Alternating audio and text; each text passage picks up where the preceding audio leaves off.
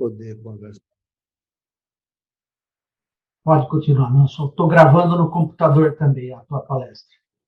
E poder falar um pouco dos planos, dos desafios, da história da ESPM, o que é essa escola, né? E o que a gente tem feito para atravessar esse momento. Como todas as outras faculdades, nós estamos fechados. Não estamos exatamente fechados, mas praticamente fechados.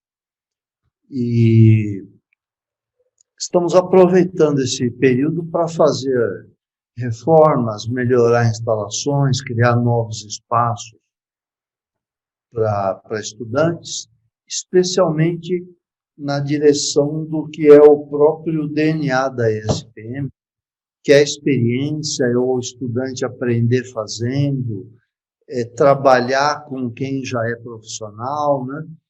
Então, são estúdios, são laboratórios, são salas de estudo, são salas para entidades estudantis, que a SPM tem muitas entidades estudantis, a gente apoia demais as entidades estudantis, e nós temos hoje, contar um pouco da SPM, nós estamos completando 70 anos de vida, somos uma associação sem fins lucrativos criada com o propósito de poder construir no Brasil um centro de excelência em publicidade. Depois de publicidade, a gente criou marketing, depois administração das indústrias criativas, relações internacionais corporativas, design corporativo. Então, a SPM é uma escola de negócios que se manifestam em diversos setores, sempre ligados de alguma forma à indústria da criatividade, ao marketing, à comunicação, ao consumo. Nós temos hoje cerca de 12 mil estudantes, 6 mil estudantes em graduação, 6 mil estudantes em pós-graduação presencial e EAD, e cursos de atualização profissional. Temos campos em São Paulo, temos 2, esse é onde eu estou aqui agora, é o campus da graduação, o principal campus da graduação. Depois, a 3 quarteirões daqui, também na Vila Mariana, nós temos a ESPM Tech, onde foi celebrado os 10 anos de VPESP. Depois temos no Rio de Janeiro um campus novo, que nós estamos inaugurando agora em setembro. Já estamos no Rio há 47 anos, mas saímos do centro e fomos para a Glória, num campus extraordinário, maravilhoso, tombado pelo patrimônio histórico, espetacular, que nós adquirimos agora no comecinho deste ano. E em Porto Alegre temos 2 também, um de graduação e um de pós-graduação. Então, esse é um pouco do que é a SPM. Nós somos uma escola muito hands-on, criada pelo mercado, para o mercado, com fins de ser realmente uma escola de negócios e com o propósito de contribuir para os negócios que, de alguma forma, envolvam a criatividade. Você quer que eu passe os slides um pouco agora?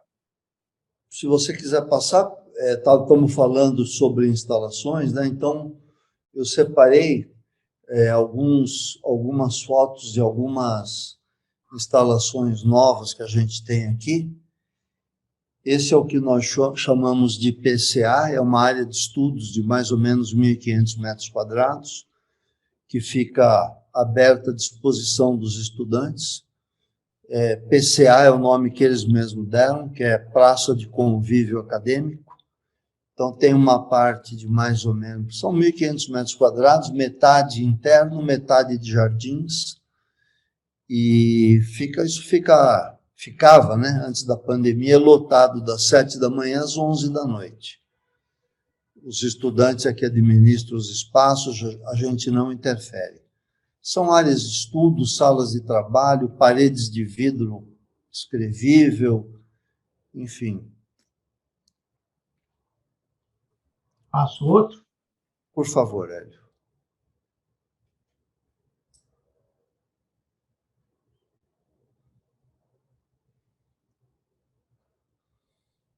Esse é o que nós, é uma outra área nova também, essa tem mais ou menos 1.000 metros quadrados. Nós apelidamos isso de Creative Lab. É um laboratório de criatividade com estações gráficas, uma emissora de televisão, rádio, pranchetas de design, cavaletes de pintura, pias para trabalho com aquarela, com aerógrafo, impressoras 3D, impressoras de tecidos, estúdios fotográficos, enfim, uma série de equipamentos e instalações também inteiramente à disposição dos estudantes para a realização dos trabalhos e exercícios de criatividade. A ESPM tem, nesses 8 cursos de graduação, todos eles, os 2 primeiros anos, ou seja, os 4 primeiros semestres, são tempo integral. Nós tentamos concentrar as aulas teóricas no período da manhã, entre 7h20 e 12h30, e as aulas de práticas de laboratório, estúdios, gravação, ilha de edição, estúdios musicais, estúdios de televisão, estúdios de fotografia, de design, de pintura, nós concentramos no período da tarde e sempre disponíveis para os estudantes para exercer a criatividade. Pode passar outro, Hélio, por favor. Aqui esse é um dos nossos estúdios de televisão, né? São estúdios profissionais de televisão, os estudantes de jornalismo fazem um telejornal, estudantes de publicidade fazem comerciais, estudantes de ciências sociais do consumo fazem programas de televisão, enfim. É um monte de instalações assim à disposição do estudante. Na foto da direita é uma das ilhas de edição. Então, nós temos 16 ilhas de edição na escola à disposição dos estudantes, todas elas do mais alto nível profissional, com equipamentos e softwares de última geração. Pode seguir. Aqui também é uma foto mais geral das ilhas de edição. Na foto da direita é uma sala de aula onde o estudante aprende a ilha de edição. Então, nessa sala de aula, nós temos 8 ilhas de edição, cada uma para 3, 4 estudantes. Lá na frente fica o professor ensinando como é que faz a edição. Depois que eles aprenderam a fazer, eles têm outras 14 ilhas de edição individuais, em salas fechadas, como essas de vidro aqui à esquerda, onde eles praticam edição e editam os seus vídeos, seus materiais, enfim. Pode seguir. Esse é um outro estúdio de televisão. São 4 estúdios de televisão que nós temos aqui nesse campus. E nos outros tem os seus estúdios também, né? Pode seguir. Esse é um espaço novo também, nem chegou a dar tempo de inaugurar, ficou pronto agora durante a pandemia. Tem mais 2 andares de 450 metros cada um, que estão ficando prontos agora também. Esse é um espaço maker, onde tem ferramentas, impressoras, enfim, é um espaço que é muito usado para os estudantes, vai ser, né, muito usado pelos estudantes de design, de publicidade. Tem uma área externa, com ferramentas externas também, que pode ficar no tempo. E esse mesão aí com material para trabalho com tintas, com impressoras, enfim. Pode seguir. Esse é um espaço muito interessante, nós chamamos de LIP, é um laboratório de inovação pedagógica. Aqui nós realizamos todos os anos, em janeiro, em fevereiro, em março, em julho, durante a semana do saco cheio, lá em outubro, e no fim de ano a gente realiza programas de treinamento de professores e novas metodologias de ensino e aprendizado. Então, nós temos uma equipe aqui dentro da SPM, que é uma equipe de acadêmica mesmo, né? Então, nós treinamos os nossos professores e professores de colégios que queiram gratuitamente. São programas de uma semana, mais ou menos, cada um. Então, cada vez que a gente abre, são 40, 42 diferentes programas, com professores nossos e professores contratados no Brasil e fora, que fazem cursos gratuitos para professores da ESPM e de colégios parceiros, aqueles colégios que mais mandam estudantes para a gente e com os quais nós temos os nossos programas de parceria acadêmica, oferecendo a eles também gratuitamente as eletivas do ensino médio. A gente oferece diversas disciplinas eletivas gratuitamente para esses colégios e fazemos esse treinamento aí. Aqui também nós temos, essa é uma sala para 120 pessoas, mais ou menos, toda móvel, toda com rodízio, as lousas são com rodízio, arquibancada com rodízio, então dá para formar muitas diferentes configurações em segundos.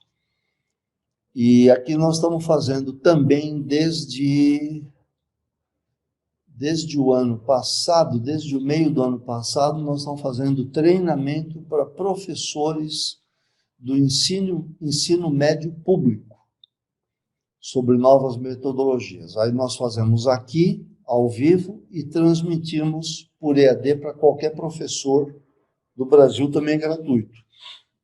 Num programa que nós criamos o ano passado, para ajudar de alguma forma, né, modestamente, humildemente, com o limite de nossa capacidade, ajudar a melhoria, a evolução do ensino médio no Brasil, que é o nosso grande calcanhar de Aquiles, o nosso grande gargalo aqui na ESPM, né? A gente precisa de estudantes de boa qualidade para a seleção no nosso processo seletivo.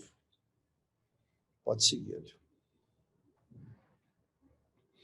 Esse é o novo campus do Rio de Janeiro, é a Vila Aimoré. Essas casas amarelas são 10 sobrados tombados pelo Patrimônio Histórico Nacional. Nós compramos os 10 e, portanto, compramos a vila inteira. E na parte de trás tem esse edifício de 4 andares, num total aí de 9.500 metros quadrados de área construída e 8.500 metros quadrados de terreno. Então, um campus muito bonito, todo restaurado, com esses casarões, são casarões do Brasil colonial, né?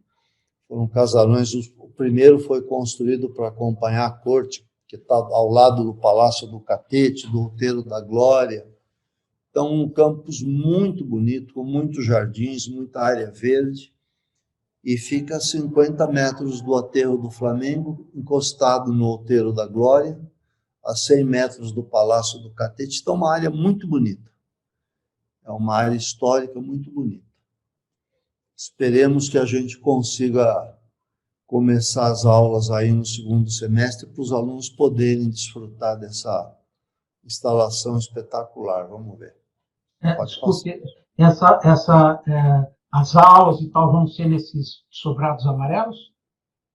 Os 10 sobrados amarelos serão agências estudantis. A agência estudantil, para nós, é muito importante.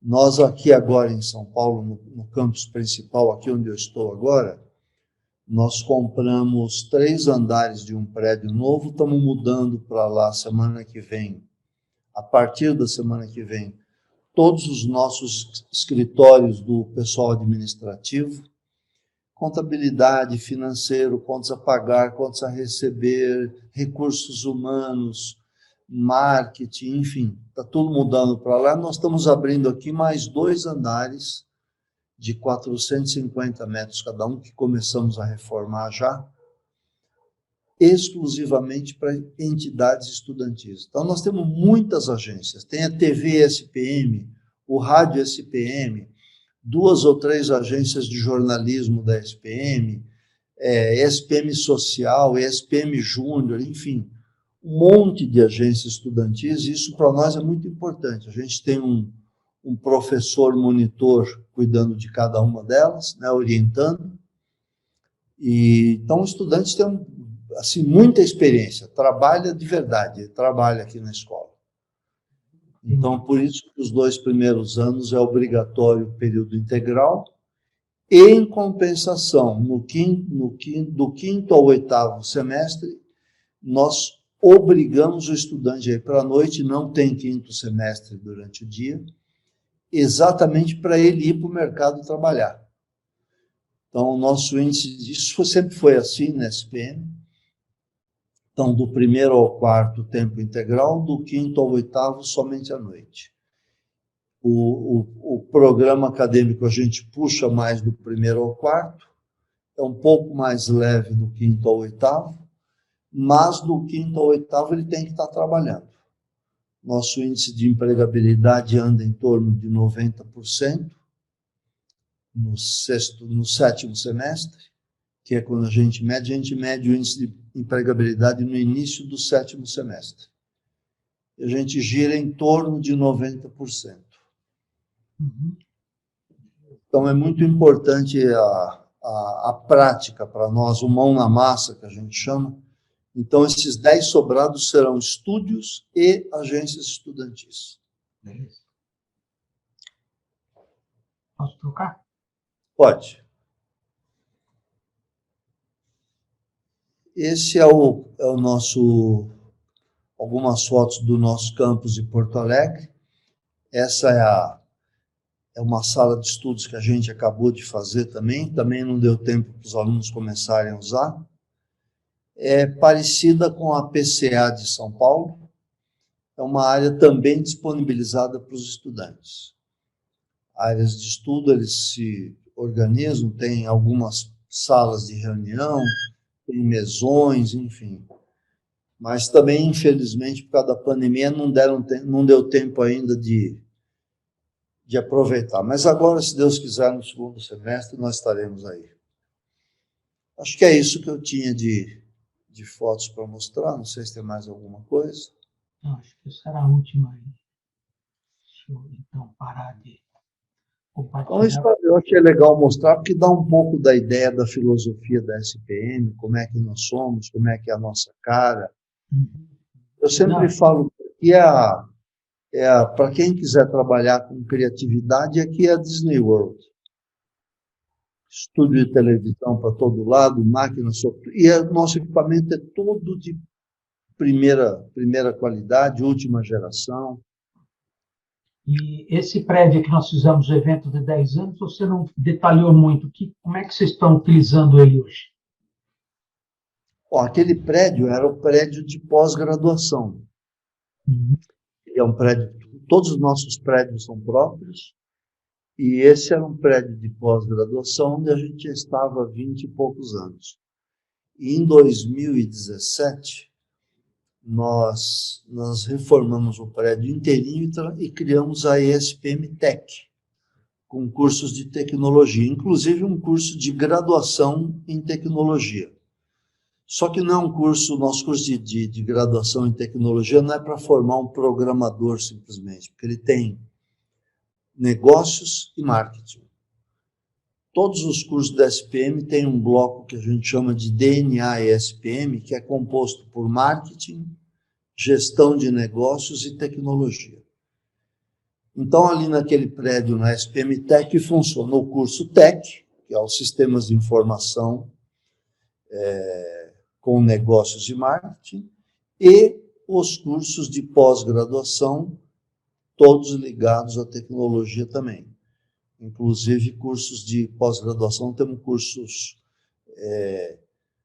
de padrão muito elevado, como um que nós temos em parceria com o ITA, por exemplo, que as aulas são ali na SPM Tech, com professores da SPM e professores do ITA. E uma vez a cada 2 meses, se eu não me engano, 45 dias, passa um sábado no ITA, em São José dos Campos.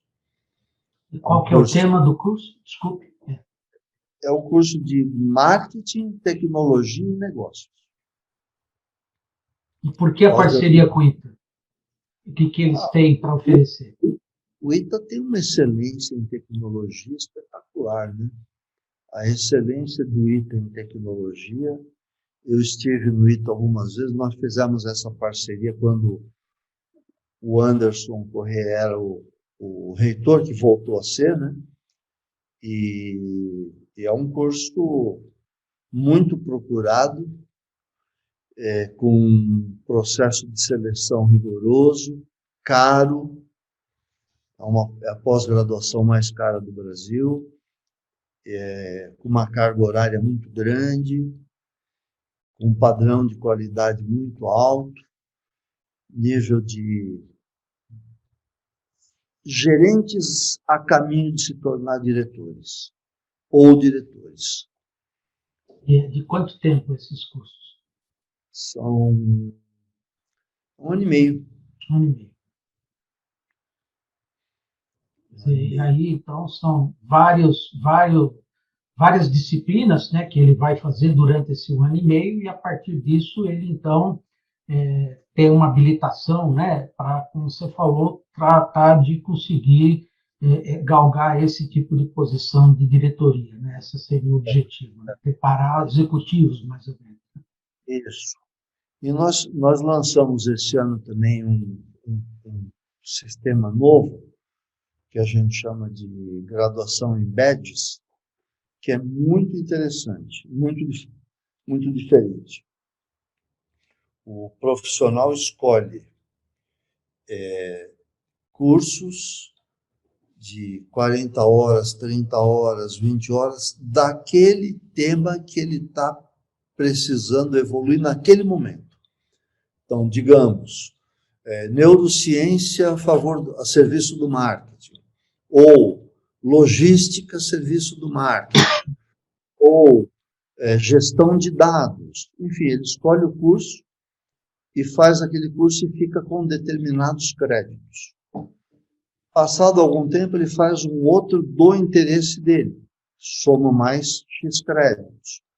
E aí, a hora que ele somar uma determinada quantidade de créditos dentro de uma determinada lógica acadêmica, ele completa uma pós-graduação. Mas ele vai fazendo aos poucos de acordo com a necessidade dele. Então, ele só vai estudar as disciplinas que ele está precisando na empresa e na carreira naquele exato momento. Agora, a questão de mestrado e doutorado, como é que anda essas iniciativas na ESPM? Nós temos um programa de doutorado e temos 3 programas de mestrado.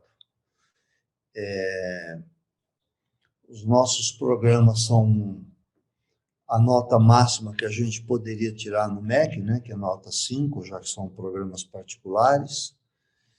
E nós estamos também fazendo uma revisão desses programas para tentar aproximá-los mais da vocação da ESPM, que é uma vocação de mercado, é uma vocação de negócios, né?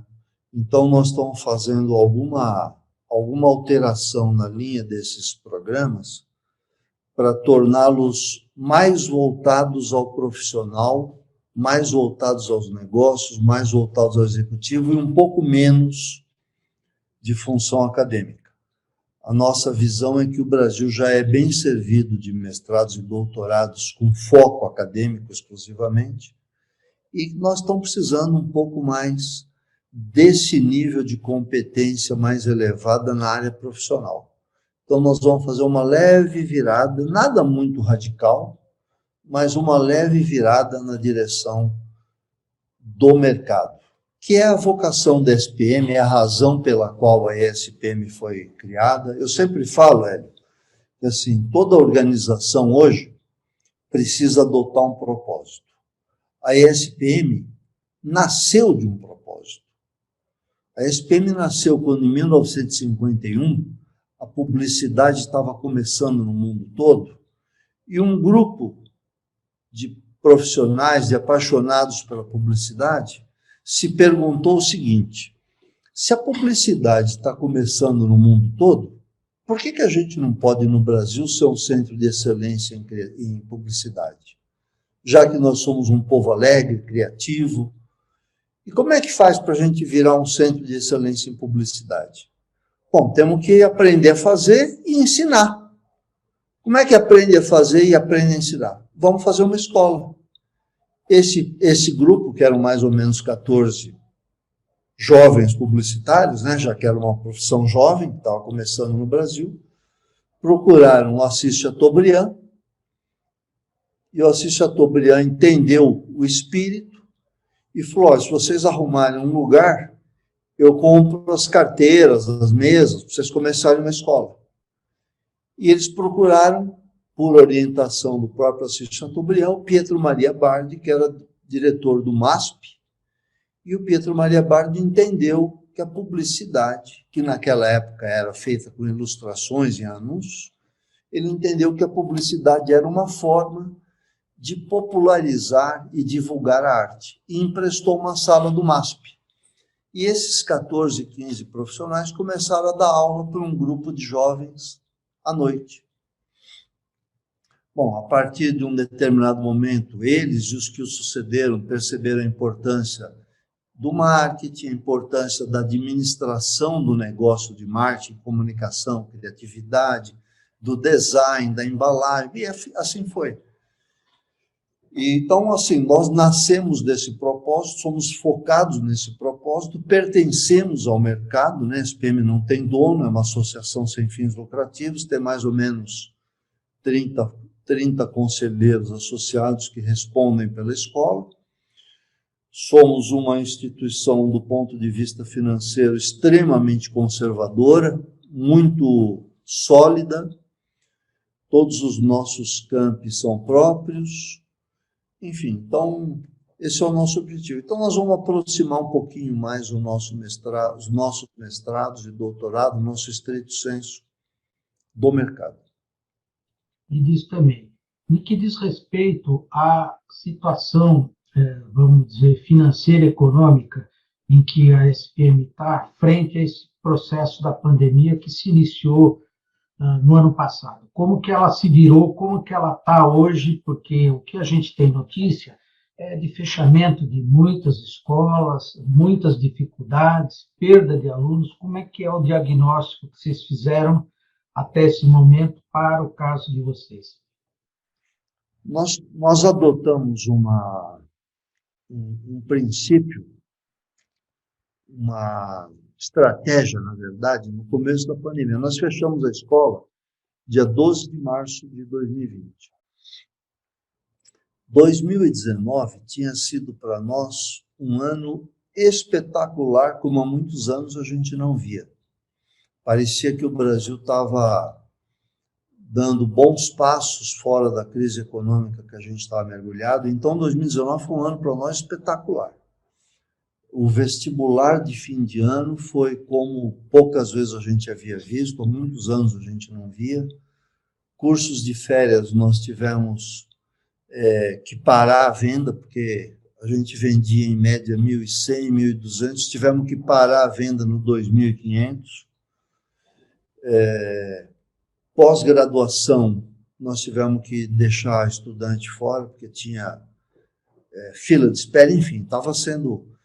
E aí, quando veio a pandemia, eu pessoalmente fiquei muito assustado com o que poderia acontecer com a SPM. E eu desenvolvi uma estratégia, apresentei para o conselho me aprovou. E a estratégia foi assim: vamos defender a escola, a qualquer custo. Vamos usar o que for preciso para defender a escola. Defender a escola significa defender os alunos, defender os professores e defender os funcionários. Então, nós não demitimos nem um único professor, nem um único funcionário em todo o ano de 2020. Inclusive, aqueles que já estavam com a decisão tomada de serem demitidos, não foram demitidos. Nós mantivemos todos os professores, todos os 1.450 funcionários foram mantidos, todos.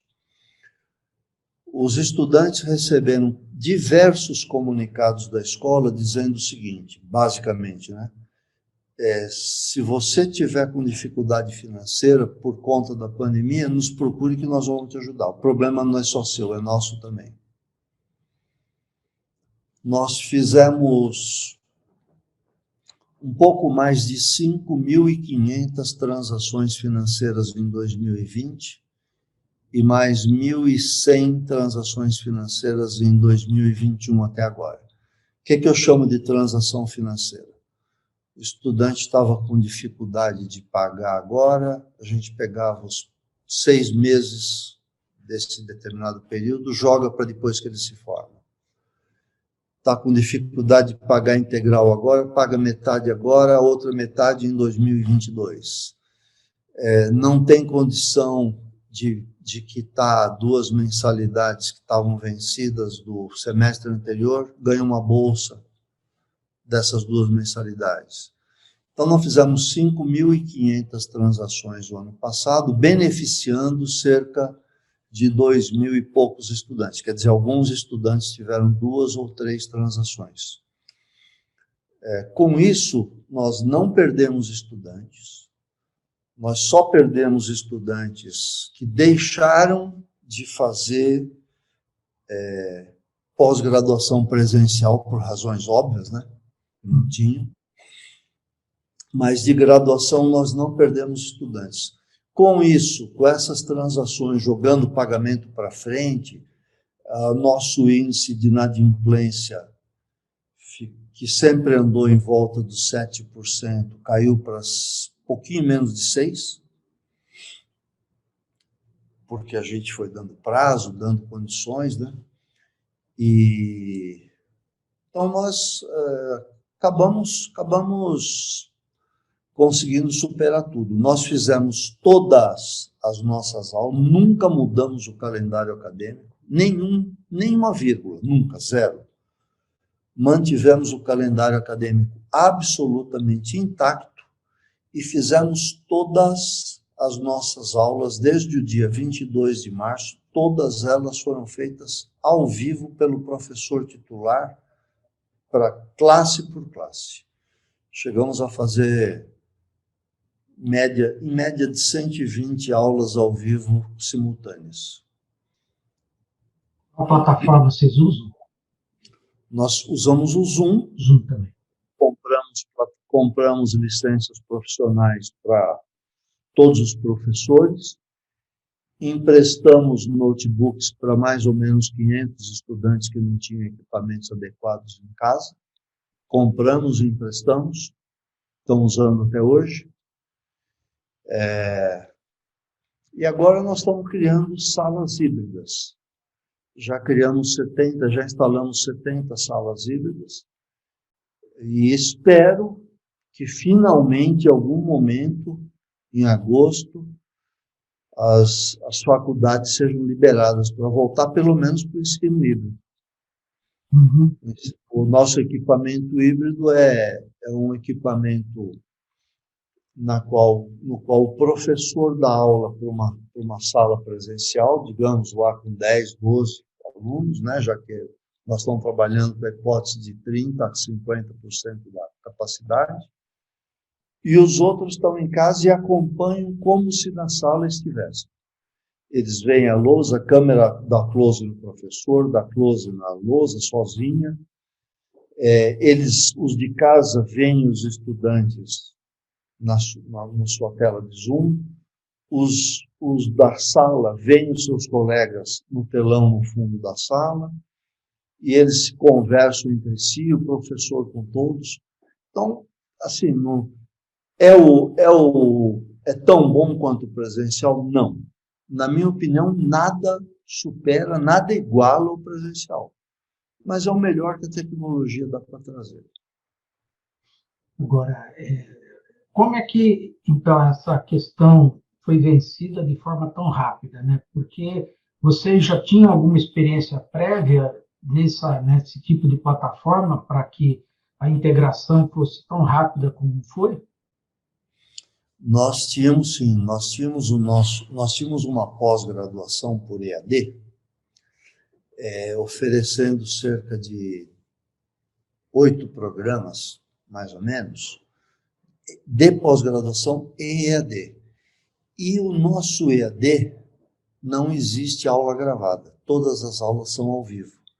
E as salas são do mesmo tamanho de uma sala presencial, entre 25 e 40 estudantes por sala. Então, nós pegamos a experiência do EAD, da pós-graduação EAD. Em uma semana, nós treinamos mais ou menos 600 professores de graduação, compramos as licenças, os equipamentos e voltamos. Nós suspendemos a aula numa quarta-feira.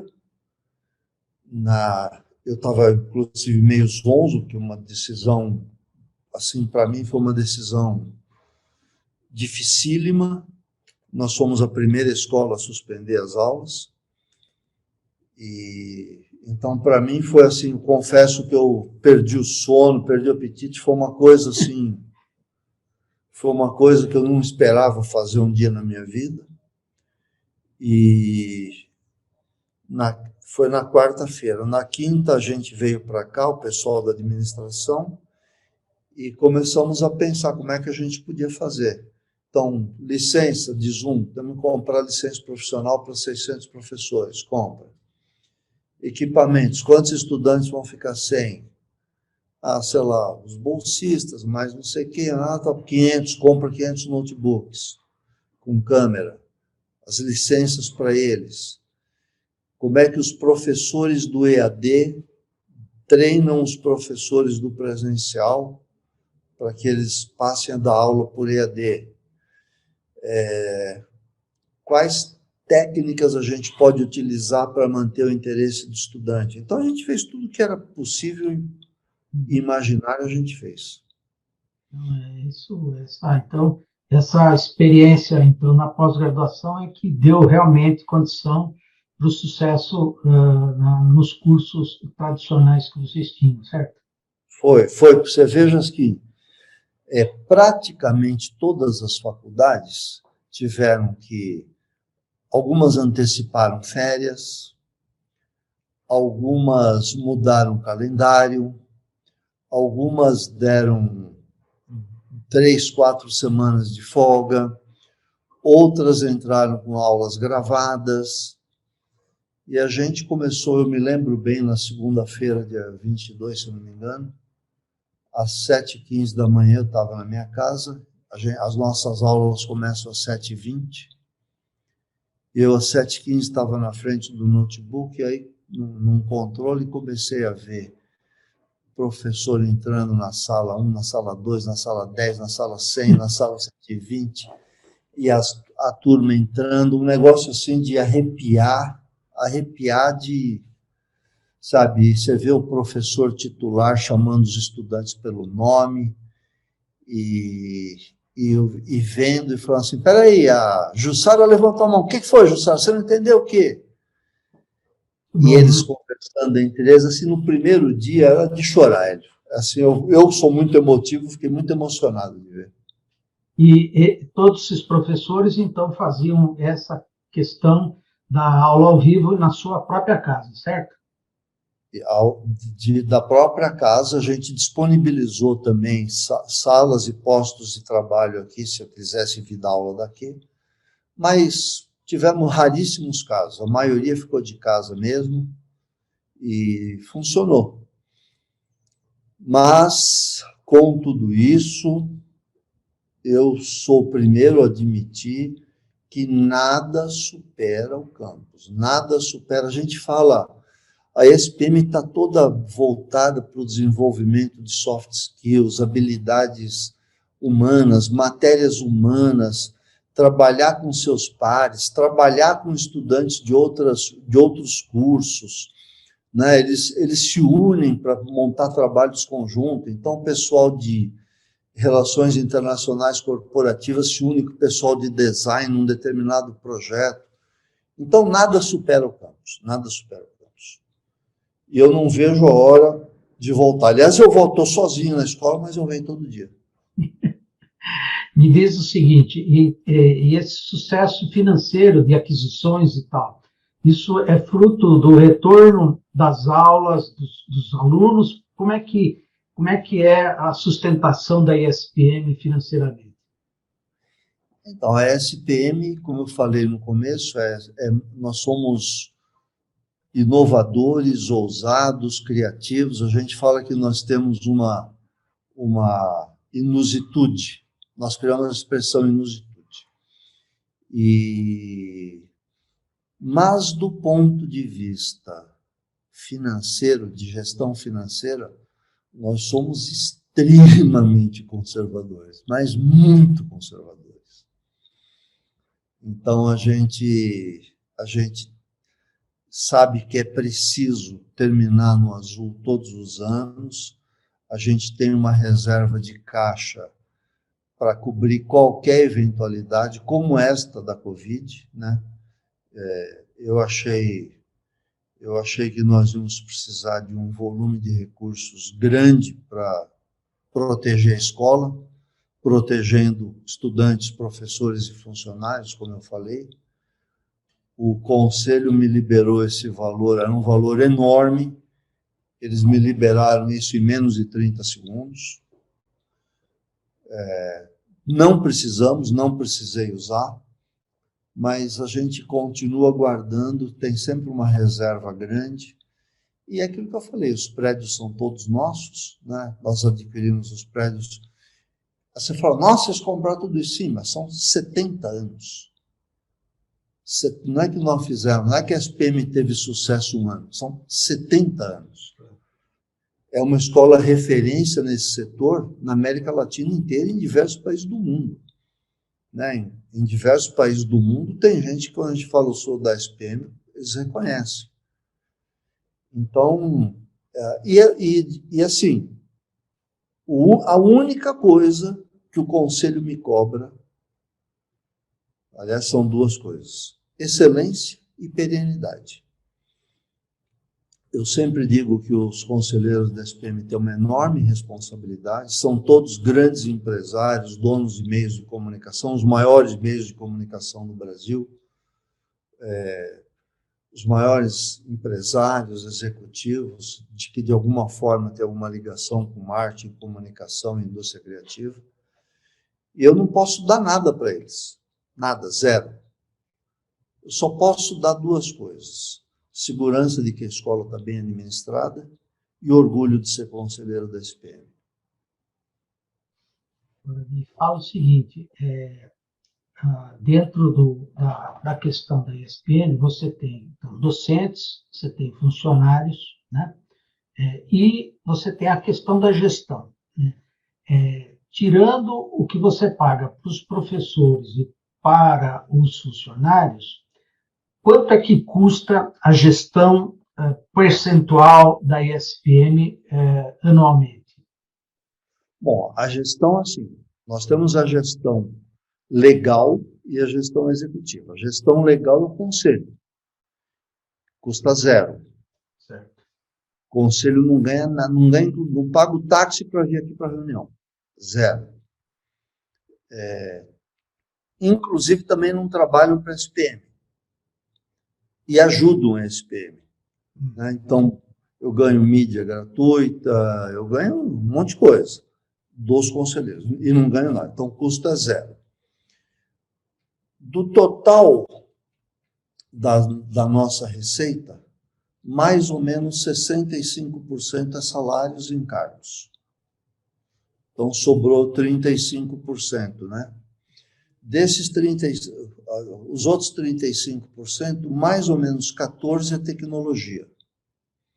Em tecnologia eu falo softwares, material de biblioteca e equipamentos, né, computadores. Nós não deixamos o estudante trabalhar com nenhum equipamento com mais de 3 anos.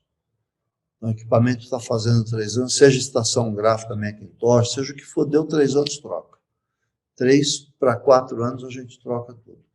Então, você tem 65 salários, vamos pôr 15, vai tecnologia para fazer a conta redonda, estamos falando de 80. Os outros 20 é um mundo de coisas, né? Segurança, limpeza.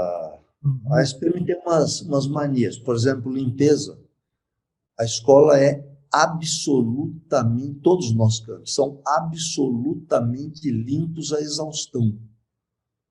É uma mania que a gente tem, não fui eu que trouxe, já era assim. Então, é feita a limpeza dos banheiros depois do intervalo das 9h20. Todos os banheiros, cerca de 200 banheiros, são limpos. Depois do intervalo das 11h, são todos limpos de novo. Depois do fim das aulas, 12h30, 1h, todos são limpos outra vez. No meio da tarde, limpo de novo. No intervalo da noite, limpo de novo. E quando fecha a escola, de novo. São 6 vezes por dia. Todos absolutamente limpos. Também tem uma outra mania com segurança. Então, tem uma segurança grande. A gente não deixa... Ninguém entra em nenhum campus sem estar identificado, então tem uma quantidade grande de seguranças. E aí tem as nossas manias, né? Não entra bebida alcoólica, nem evento de fora também não pode entrar. Então, se o mercado vem fazer algum evento aqui, a bebida é suco de frutas, não entra. Enfim. Relembre para mim quantos alunos, então, vocês têm na graduação e na pós atualmente? 6.000 na graduação, e cerca de 6.000, 5.800 em pós-graduação presencial, EAD, e cursos de atualização profissional. A gente só não põe nessa conta cursos de férias, que às vezes são cursos de 1 semana, 3 dias, então essa conta não entra isso aí. E na pós e na graduação, dentro desses 2 itens, qual que te traz maior retorno financeiro? Entre pós e graduação? Isso. A graduação, quando você tem um volume grande de estudantes, ela traz mais retorno. Em cursos com pouco volume de estudantes, ela gera dificuldade financeira. Então, o curso mais novo que nós temos é o curso de TEC, Tecnologia da Informação. Esses são turmas pequenas, então tem uma rentabilidade muito baixa. Curso de Comunicação e Marketing, Publicidade, aí tem uma quantidade grande de pretendentes, inclusive, de candidatos, então esse tem uma rentabilidade maior. Mas isso também varia cada ano. E a pós-graduação igual, né? Quer dizer, se formou turmas maiores. Os nossos cursos sempre são cursos caros, sempre com base em qualidade. Então, agora, o importante, assim, são os 2 focos que eu te falo. Excelência acadêmica. Em excelência acadêmica, a gente entende excelência mesmo do programa e dos professores, excelência de instalações e equipamentos, que é importante para o resultado acadêmico na SPM, e a excelência de serviços, que a gente disponibiliza para o estudante. E a outra é perenidade, que vem de uma administração conservadora. Agora nós vamos lançar o nosso curso de Direito. Também é um curso extremamente específico, é um curso formado com um grande bloco que é o Direito Clássico. Então, tudo que uma faculdade de Direito tem, nós temos. Todo o programa MEC, OAB, inteirinho, integral, completo. E depois nós temos um outro bloco, que é o DNA e SPM, de novo, marketing, negócios e tecnologia. Esse bloco se acrescenta ao programa, então aumenta a carga horária. Um segundo bloco, que são as humanas, que a gente chama de SPM Life Lab. São disciplinas humanas, que o estudante tem que escolher 3 ou 4 por semestre, vale nota, é uma disciplina normal. Só que são humanas. E comuns a todos os cursos. Então, ele tem um volume lá de 8, 9 para escolher 4. Esse é o segundo bloco, então aumenta de novo a carga horária. E um terceiro bloco, aliás, um quarto bloco, que é a característica do curso, que é a nossa cara. É o direito que o nosso mercado precisa, que é o quê? Propriedade intelectual, direito autoral, direito nas redes sociais, direito na mídia, direito do consumidor, direito de resposta, direito ao esquecimento nas redes sociais, liberdade de expressão, enfim, todo esse conjunto de conhecimentos, né, que estão proteção de dados, então todo esse conjunto de coisas que são o diferencial do curso. Com isso, nós vamos ter um curso de direito que tem uma carga horária relevantemente maior do que o segundo, vai passar de 5.000 horas. 5 anos de curso, os 3 primeiros em tempo integral. Então, é um curso grande, um curso pesado, com uma característica diferente, né? Estamos aí contratando pessoas ligadas ao direito digital, o direito para uma sociedade conectada, direito na internet das coisas, direito criativo da inteligência artificial, enfim, então um mundo completamente novo, né? Quer dizer, a hora que a inteligência artificial começar a criar coisas, de quem é a propriedade intelectual? Então, são coisas que estão começando a ser discutidas no mundo e a gente vai fazer um curso voltado para isso, além do direito clássico. Eu também estava, no seu currículo que a gente postou, tem um assunto que é sobre exatamente liberdade de expressão, liberdade acadêmica. Você participou, inclusive, de um órgão aí que discutia isso. Como é que você está vendo esse assunto hoje, atualmente, na imprensa? Como é que você vê essa questão? Eu vou me concentrar no lado acadêmico, porque esse assunto hoje gera paixões políticas de extrema esquerda, de extrema direita, e onde entra ideologia não existe razão, né? Então, eu vou me permitir centrar a conversa na área acadêmica. Eu vejo, Hélio, com muita preocupação na área acadêmica. Porque, por exemplo, faz parte do nosso PDI, o nosso plano diretor acadêmico, formar um estudante com capacidade crítica, pessoal, própria, com espírito crítico próprio, pessoal. Para uma pessoa formar uma opinião própria, ter um espírito crítico próprio, ele não pode sofrer influências. Ele tem que conhecer a opinião A, tem que conhecer a opinião B, discutir essas duas opiniões, avaliar e tomar a decisão dele. E a academia hoje não está permitindo muito esse debate. Esse debate, não no Brasil, estou falando no mundo, né? A academia, que sempre foi o espaço, a arena do debate livre, está muito comprometida do ponto de vista ideológico, de um pensamento único. A depender de quem seja o convidado, eu não posso trazer na SPM, porque ele vai ser cancelado. Cancelado, inclusive, com falta de educação. Então, eu vejo com preocupação. Esse é um assunto que, inclusive, dentro lá, a gente está montando um pequeno grupo dentro do IVEPESP, né, falar sobre exatamente liberdade acadêmica e liberdade de expressão. A gente até deve conviver, acho que chama Pedro Franco, não sei se você conhece, ele é filho do Gustavo Franco. Ele já deu uma palestra recentemente, acho que foi ano passado, no Instituto de Estudos Avançados, sobre esse tema. Né? E essa é uma coisa que nos Estados Unidos tem sido também, o que você falou, quer dizer, isso é uma coisa mundial, né? Não é uma coisa aqui do Brasil, que claro que aqui também está muito complicado isso, né?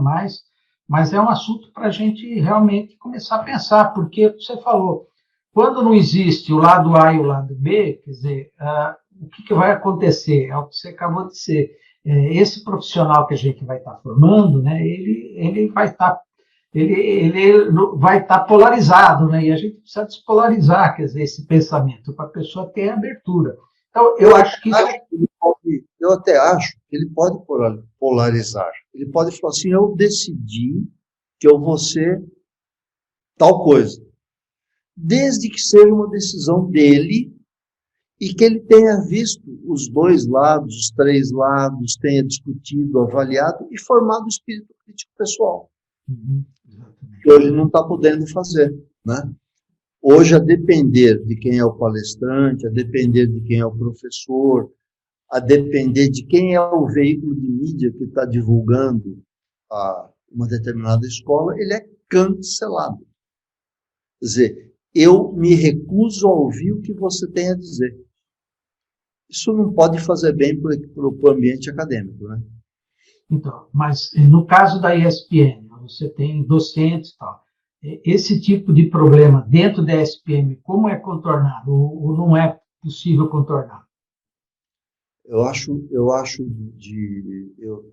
vejo com enorme preocupação, tenho tentado me informar constantemente sobre isso.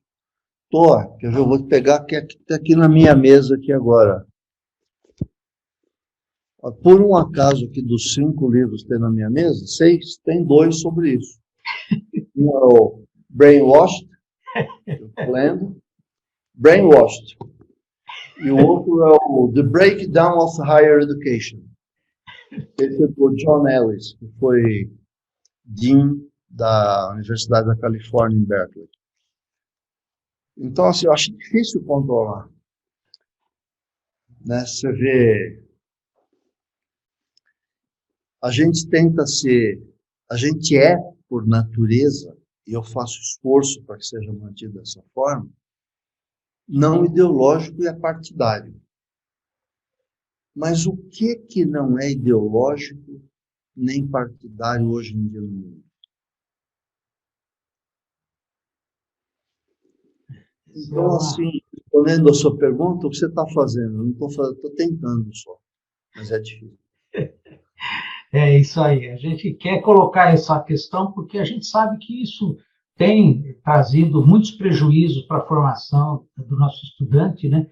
E também a própria questão, né? Agora esse problema que a gente teve na pandemia, né? É o tratamento precoce, é a questão da vacina, a questão disso, a questão daquilo. E a gente precisava ter, como você falou, né? Não tem nada proibido, né? Porque, como você falou, a liberdade de imprensa, né?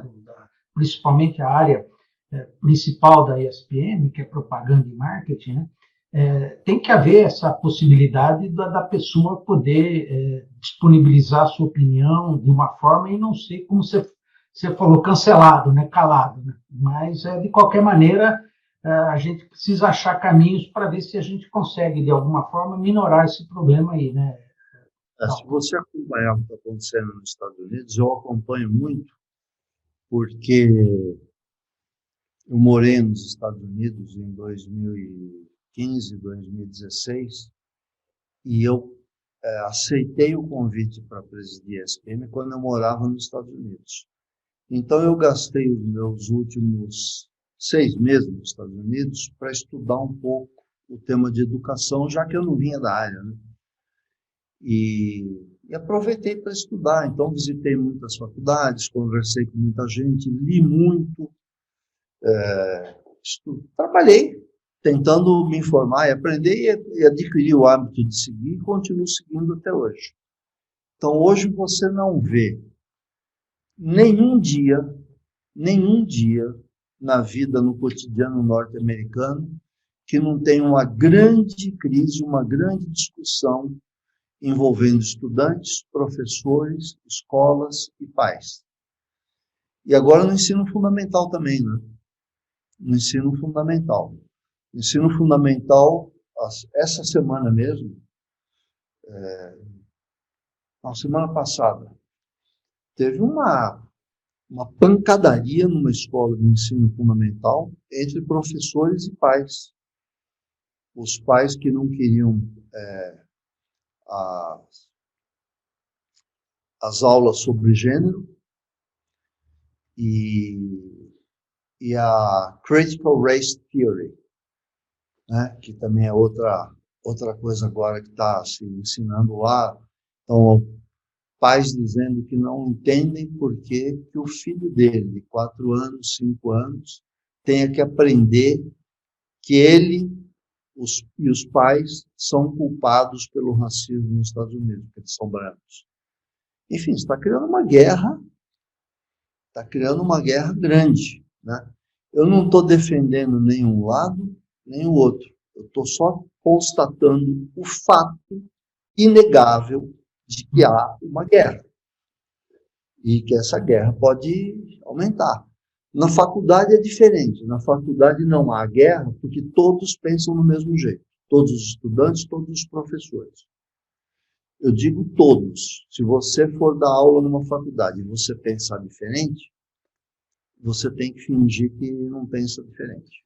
Ou você será demitido. Esse é o complicado. Esse rapaz, ele inclusive está fazendo mestrado, ele vai fazer doutorado exatamente sobre essa temática agora, acho que na Universidade de Nova York, né? E ele tem um monte de dados, né, sobre essa questão, conservador, democrático, quer dizer, a questão até do próprio ingresso, né? Muitas vezes a adesão, a contratação de professores, eles acabam, de alguma forma, sendo definida um pouco por essa questão ideológica, né? A própria entrada da pessoa, como você falou, para tentar, talvez, manter uma hegemonia, né, de pensamento ideológico na questão da contratação de novos docentes. Então, essa é uma coisa, como você falou, isso aí precisa ter um trabalho. Eu não vejo no Brasil essa discussão ser feita muito, né, na questão aí das universidades, né? E é um problema, a gente sabe, as grandes universidades têm esse problema, infelizmente, né? Mas as grandes, as médias e as pequenas. Seria a última pergunta que eu queria te falar. Tem uma discussão agora sobre essa questão de cotas, né? Essa questão do apoio à adesão de alunos de escolas públicas, né? Do ensino médio. Como é que você vê a SPM nessa questão, né? Isso está na pauta de muitas universidades, principalmente as grandes, né? Que você precisa ter.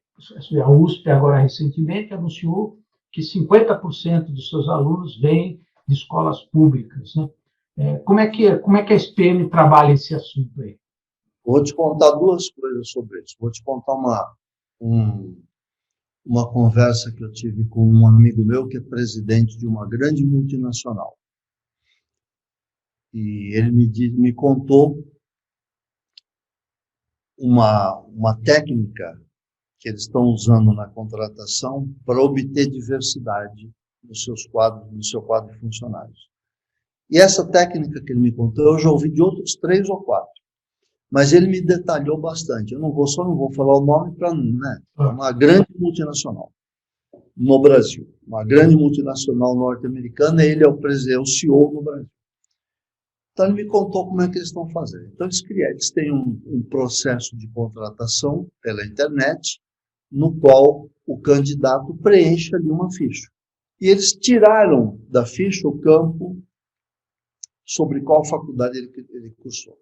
Então, não tem o campo da faculdade. Tem um aviso dizendo, não informe sua faculdade. Se você informar, você é desclassificado. E não tem o campo anyway. Aí ele vai para a primeira entrevista, segunda entrevista, e ele é avisado a não dizer de qual faculdade ele veio, que eles querem obter diversidade.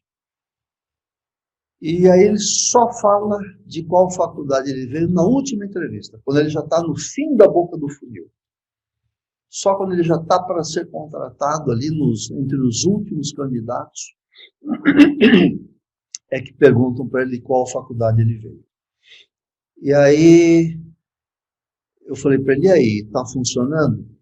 Ele falou, então, rapaz, sabe que não está funcionando? Eu falei, por quê?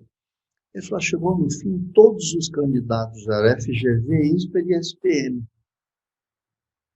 Eu falei, sabe por quê? Porque você quer comprar diversidade pronta para botar no seu relatório anual.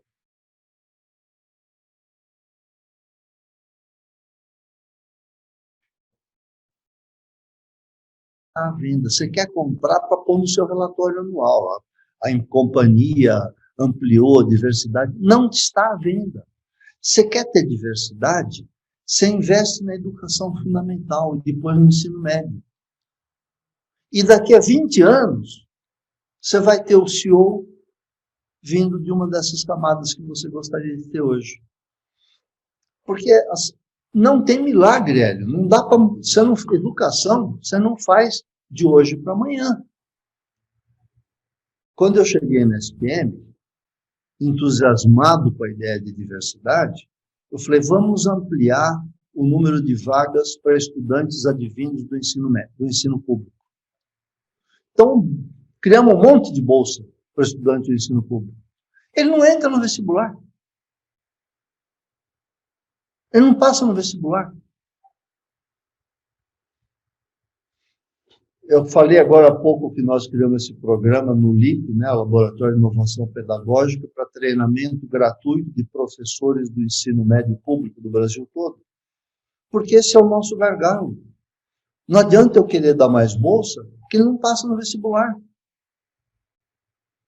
Está dizendo o vestibular que a SPM faz, esse aluno ele não consegue preencher os requisitos em termos do que é cobrado nesse exame. É isso? Aí o que eu teria que fazer, então, eu vou criar cota. Dentro de uma escola do tamanho da ESPM, eu não vou criticar ninguém que esteja fazendo cota, jamais critico os outros. Dentro de uma escola do tamanho da ESPM, com salas de 30, 25, 32, com o tipo de programa que nós temos, se eu der cota, eu vou derrubar a qualidade. Eu não tenho como fazer cota.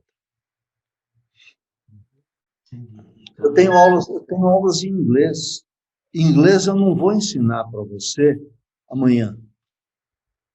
Você entrou na ESPM, você não fala inglês. Mas não faz mal, você entrou pela cota, amanhã você aprende. Não, você não aprende amanhã. E você tem aula amanhã em inglês. Entendi. Essa é uma questão realmente que... De novo, eu não critico ninguém, não estou dizendo que o processo de cotas está errado. Eu tenho um amigo que me disse que a diversidade em determinadas faculdades públicas contribuiu para a melhoria do nível geral. Ok, legal. Aqui dentro, infelizmente, dentro do nosso sistema não daria certo. Agora, o que nós queremos? Nós queremos apoiar o ensino médio. Estamos começando, em 2019, em 2020, início de 2020, começamos com academia, fim de 2019, academia para professores do ensino médio. Não é muita coisa, no primeiro programa tivemos mais ou menos 400 professores do ensino médio cumprindo o programa, ganharam um diplominha da SPM. No segundo, subiu um pouquinho para 460, mais ou menos. Já estamos no quarto, no quinto, continua nessa média de público.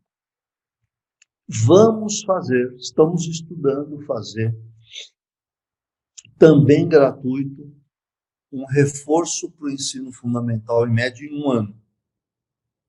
Também de graça. Online. Com professores dos melhores colégios de São Paulo. Então, estamos estudando fazer isso.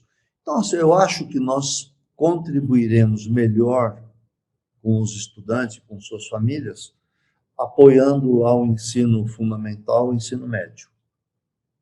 Eu também vejo assim, eu sou oriundo de escola pública da minha época, né, que foi 65 até 70, quando eu completei. Lá, na ocasião, era melhor e eu entrei na USP, entrei em várias outras faculdades sem cursinho, né? Então, é o que você falou, esse resgate que a gente tem que trabalhar para que ele seja novamente ativo, né?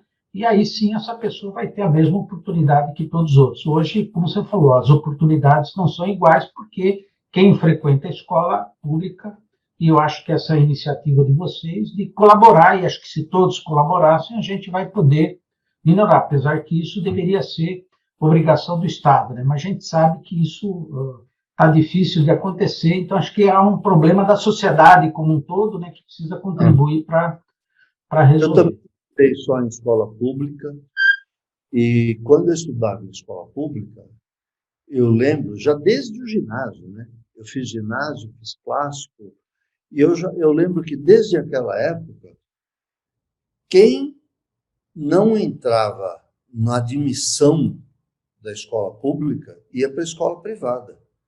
Mas escola privada era a segunda classe, a primeira classe estava na escola pública. Eu não sei em que momento o Brasil perdeu isso, não sei, realmente não sei dizer, mas em algum momento, sei lá, o Brasil perdeu isso, foi perdendo ao longo dos anos, e hoje a realidade que a gente vê é essa. E é uma pena, porque você vê, tem iniciativas como, por exemplo, a escola da Embraer, né, a escola do Bradesco, a escola da Fundação Matias Maquilini, em Manaus. Pega o estudante do ensino fundamental, que é, às vezes, até um semi-analfabeto ou analfabeto mesmo, e ensina, e tem um potencial enorme, né? A escola da Fundação Matias Maquilini em Manaus, o, o ITA, desde que o Anderson assumiu, não sei se antes do Anderson, mas faz um vestibular lá todo ano. E todo ano eles captam um aluno lá naquela escola, um ou dois. Então, assim, espetacular. O que a educação pode fazer é espetacular, é transformadora mesmo. Agora, demora, né? Não dá para eu querer comprar pronto, porque pronto não tem a venda. É isso aí. Bom, Dalton, a gente até já ultrapassou, que a conversa está muito boa e a gente acho que tratou, eu acho que esse vídeo que a gente está gravando, né, vai ser possível ter uma visão completa sobre, pelo menos a gente entende como que a SPM está funcionando, os desafios dela, né, e também a questão, como você falou, né, de que o futuro aí da educação, né, e o fato de vocês terem feito na pós-graduação já usar, e essa, eu não sabia que as aulas de vocês não eram gravadas ao vivo, isso é outra coisa fantástica, né? Quer dizer, que é realmente vai dar uma outra qualidade, né? Uma coisa é você ter as aulas gravadas, você pôr, outra coisa é você, o professor dar aula ao vivo, ele eventualmente responder uma pergunta, ele poder estar vendo o aluno lá na sala de aula, esse é realmente, eu acho que esse, na minha opinião, é o modelo de AD que a gente precisa ter para o Brasil inteiro, né? Quer dizer, ter essa presença de um professor qualificado, como vocês têm, né, interagindo com o aluno e dar oportunidade para esse aluno ter essa coisa. Então, eu queria agradecer mais uma vez e passar a palavra para você, para as suas considerações finais, para a gente encerrar esse webinar. Agradecendo você mais uma vez. Não, o prazer foi meu e, assim, eu vou encerrar falando um pouquinho da minha experiência, né? Eu fiz toda a minha carreira como publicitário, trabalhei em grandes agências, tive a minha agência, que eu comecei do zero, se tornou uma grande agência, uma das maiores, uma das 10 maiores do Brasil, e fiz toda a minha carreira nessa área. Nunca trabalhei em outra área, nunca me imaginei trabalhando em outra área. Fui convidado 3 vezes para assumir a presidência da SPM, recusei 2, e só aceitei a terceira porque meus filhos e minha mulher me disseram: pai, você já fez tanta coisa na vida, você já foi presidente de agência, já foi presidente da BAP 3 vezes, presidente do Forcom, presidente do Congresso Nacional da Indústria da Comunicação, já foi dono da sua agência, já foi presidente do Grupo Abril na Argentina, você já fez tanta coisa, você não encerra a sua carreira na academia e tal? E eu achei estranho, né? Sempre achei estranho essa ideia, porque, enfim, não tinha nenhum vínculo com a academia. E, no fim, comecei a estudar um pouco lá nos Estados Unidos e vim para cá e descobri, assim, tanta coisa para fazer, num setor que está sendo tão revolucionado, que vai ser virado de cabeça para baixo, do avesso para o fundo do avesso. E, assim, então, estou num nível de excitação enorme, estou envolvidíssimo, fico estudando, conforme te mostrei aqui, fico estudando, e agora vamos fazer o curso de Direito, então estou estudando livros e livros de Direito Digital, enfim, e estou envolvidíssimo com todas essas questões, animadíssimo com as coisas que a gente está fazendo, estou adorando perceber o quanto a educação é transformadora, reconheço que a principal transformação da educação não está na universidade onde eu trabalho, está no ensino fundamental e no ensino médio. É disso que a gente devia cuidar mais. Ensino fundamental e ensino médio.